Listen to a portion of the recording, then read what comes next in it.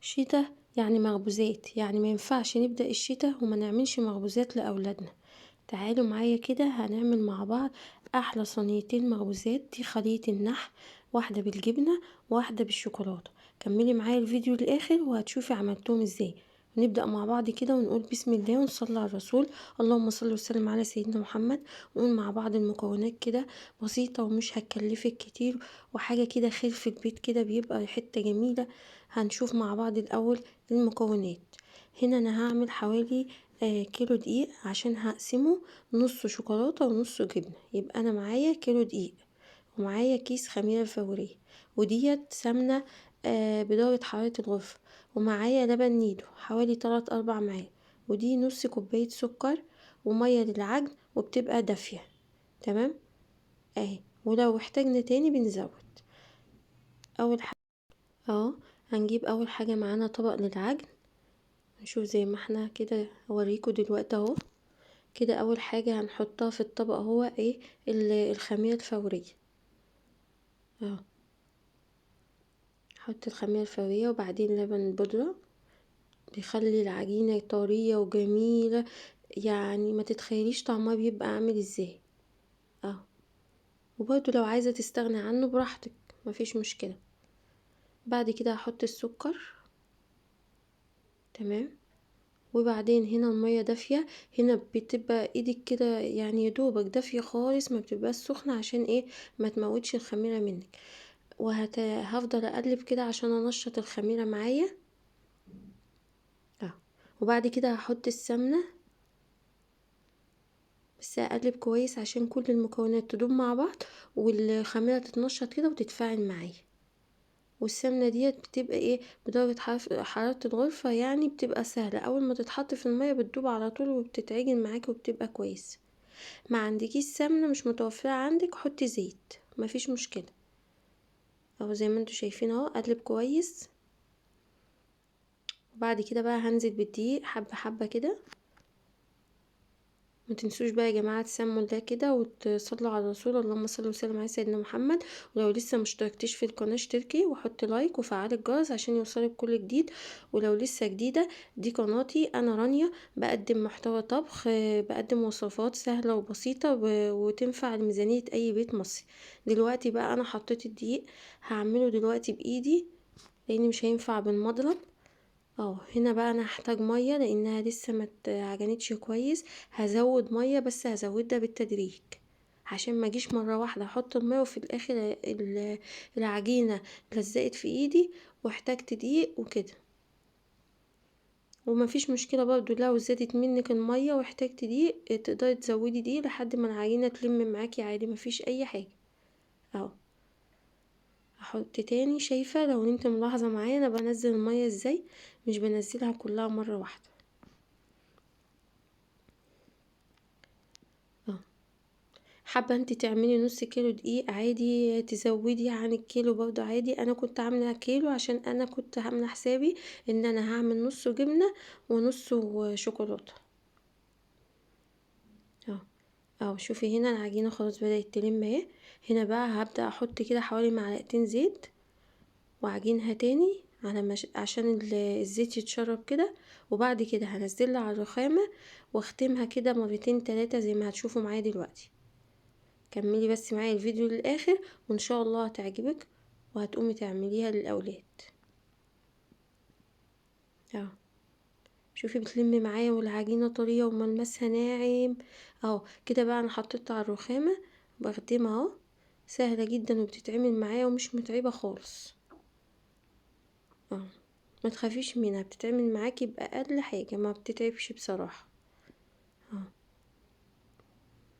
كم مرة كده لحد ما تلمها كويس خالص وتحسي ان هي خلاص اتلمت كلها مع بعض وبقيت ملمسها ناعم. بنحطها بقى في الطبق ونغطي عليها، وبنكون مثلا مدفين الفرن شوية عشان يبقى المكان دافي لحد ما تخمر، لان احنا في الشتاء فهتاخد معاكي وقت. شايفه هنا انا كنت بوريها لك، شايفه وصلت معايا ازاي؟ ما بتلزقش والعجينه طريه وملمسها ناعم اهي اهي. بسم الله ما شاء الله عامله ازاي، ولسه ما كانتش كمان خمرت يعني اهي. شوفيها دلوقتي بقى انا هحطها في طبق واغطي عليها واسيبها بقى لحد ما تخمر. هي خدت معايا حوالي ساعة لان احنا في شتا وكده ولازم ايه تخمر براحتها. هنا اهوت كان عندي ورق استرتش هحطه كده عليها واغطيها بفوطة اهو، واحطها بقى في مكان دافي. هتخمر معايا وارجع لكم تاني اوريكم هنعمل ايه. اهو كده بقى بعد ما خمرت اهي ما شاء الله ضعفت حجمها، هبدأ بقى اهبطها واطلع الهواء منها اهي. لو وصلت لحد هنا بقى ما تنسينيش في اللايك والاشتراك في القناة وتقولي لي رأيك في الكومنتات. اهو هنا اهوت خلاص شلتها من الطبق بعد ما طلعت منها الهواء. هبدأ اقسمها نصين بقى عشان نص هحشيه جبنة ونص هحشيه شوكولاتة. والحشوة دي بتاعتك انت، وحابة تحطيها سادة عادي، تحطها جبنة بس عادي، شوكولاتة بس عادي برضه. اهو كده انا خدت نص. هعمل الاول الجبنة، وهنا هيبقى عندي صينية. هجيب صينية كده الاول اهو زي ما انتوا شايفين. انا بوريكم ان النص ده هحشيه جبنة والنص التاني هخليه دلوقتي للشوكولاتة. كده انا خدت النص اللي انا هحشيه جبنة فردته كده بالطول كده، وهقطعه بالسكينة كده حتت متساوية، بحيث ان انا لما اجي اعمله كورة يبقى كلها زي بعضها في الصينية اهو. شوفي بتتقطع سهلة جدا ازاي، جميلة جميلة بجد اهو. كده كلهم هيبقوا متساويين مع بعض اهو.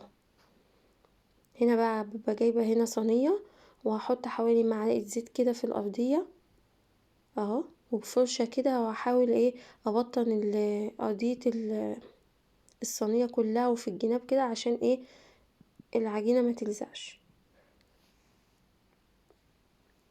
اهو. هنا بقى هاخد واحدة كده من اللي انا مقطعاها اهي، هبدأ اكورها وافتحها كده واحط فيها هنا الجبنة. انا كنت عاملاها مقطعاها مكعبات يعني اهو. هبدأ بقى ألمها كلها من الجناب كده واغطيها كده والفها واكورها كويس اهو. كده بعد ما عملت اول واحدة وحطيتها في الصينية هعمل معاكم واحدة كمان، هوريكم بالظبط الخطوات وبعد كده هكمل وارجع لكم اهو. ده المكعب اهو، احطه واشد العجينة من كل النواحي كده والمها عليها كده اهو. ما تعبتنيش خالص ولا خدت معايا وقت، العجينه مرتاحه واخده خمرانها كويس ومفيش اي حاجه لا بتتقطع مني ولا اي حاجه خالص. هنا بقى بعمل حساب ان انا بسيب مسافه صغيره كده علشان اما تخمر وتتضاعف حجمها هتمسك في بعضها اهو. دي كمان واحده اهي عشان اوريكي بالظبط. حسيتها كانت كبيره شويه فشلت منها حته اهو. بغوطها كده بايدي من جوه واحط المكعب الجبنه واشد كده من الجناب واطلع عليها كده اهو، والفها كويس وانزل في الصينيه واعمل باقي الكميه بقى وارجع لكم اهو. كده اهوت. انا قبل ما اخلص الكميه حبيت اعرفك بس ان انا بعد ما عملت الدايره دي وفي طبعا مسافه بين كل واحده، التالتة بقى هحطها في المسافه اللي في النص كده عشان اما تخمر وتتضاعف حجمها تكون معايا خلية النحل اهو. كده بقى بعد ما خلصت خالص دي الصينيه اللي هي عملت معايا، دي صينيه الجبنه تمام. هاجي بعد كده بقى النص التاني اللي انا كنت قسماه هاخده واعمل برضو نفس الموضوع، هفرده بالطول كده واقطعه بالسكينة وهحشيه شوكولاتة. وبرضو هبقى مجهزة صينية متبطنة زيت عشان احط فيه. معلش لو الفيديو طول شوية بس انا حبيت ما اقصش منه حاجة واوريكي كل التفاصيل وكل التكات اللي فيها عشان تبقى عارفة بالظبط اه اي حاجة اتعملت فيه. برضو نفس الموضوع قطعتها كلها متساوية كده احسن، كده بتريحني وبتبقى الحتت كلها مقاس واحد، بشيل على طول والف كده. برضو انا بفتح العجينة اهوت بفردها كده واحاول اغوطها من تحت من النص شوية واخد بالمعلقة كده اه. بس هنا طبعا ما تزوديش الشوكولاتة زيادة عن اللزوم لان هي مش مكعبات، هي سايحة شوية فعشان ما تطلعش مني برا العجينة اهو. تتلم بمنتهى السهولة برضو ما فيهاش اي مشاكل اه. اقفلها كويس واضغط كويس عشان ما احطها لتحت كده ما تخرجش من العجينة وتسيح تحت في الصينية اه. احطها اهي ودي التانية وبرضو نفس المسافة ما ننساش اهو، عشان نديها مساحة ان هي اما تخمر كده تاخد ايه وضعها في الصينية. برضو معايا واحدة كمان اهي، هلم كل حاجة اهو من الجناب ومن فوق ومن كل حتة واكورها واظبطها اهو. انا بس اما كانت ايدي بتتبل ولا حاجة من الشوكولاتة بمسحها على طول، عشان وانا بقفل ما تطلعش على العجينة من بره، ولو ظهرت حتة الشوكولاتة دي بتنحرق اهو. هكمل بقى باقي الصينية معاكم اهو، وارجع لكم تاني نشوف هنعمل ايه اهو. كده بقى ما شاء الله، دي الكمية بتاع الكيلو، عملت معايا صينية بالجبنة وصينية بالشوكولاتة. هسيبها بقى تستريح كمان شوية واغطيها. وهنا بقى ده اللي هو اللي هعمل بيه، اللي هدهن بيه الوش بتاعها.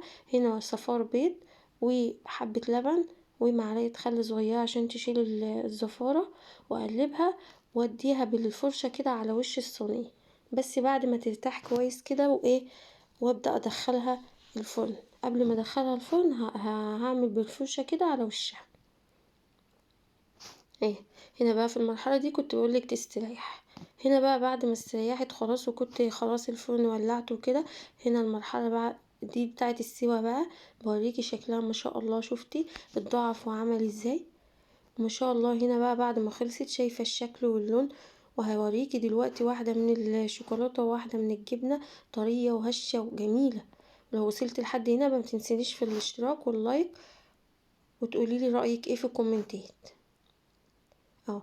هنا بقى انا هفتح واحدة جبنة اهي، ما شاء الله شفت الطراوة اللي فيها اهي، بتطلع وتنزل معايا طرية جدا، بس حرفيا كانت سخنة مولعة مش عارفة امسكها. شايفة الدخان طالع منها ازاي، ومفرغة من جوه وجميلة، ولا مكتومة ولا معجنة ولا اي حاجة، ومستوية من فوق ومن تحت وزي العسل، وطعمها بجد والله تحفة. دي الشوكولاتة اهي، برضو كانت سخنة جامد مش عارفة افتحها بجد يعني اهو. شايفين اهو، مش مكتومة ولا اي حاجة خالص ما شاء الله. يلا بقى مستنيه ايه بعد الفيديو ده؟ المفروض تقومي تعمليها بقى كده وتشجعي واعمليها لاولادك، وان شاء الله هتعجبهم وهيحبوها وهيطلبوها منك على طول. استنوني بقى ان شاء الله في وصفة جديدة، ومع السلامة، اشوفكم على خير.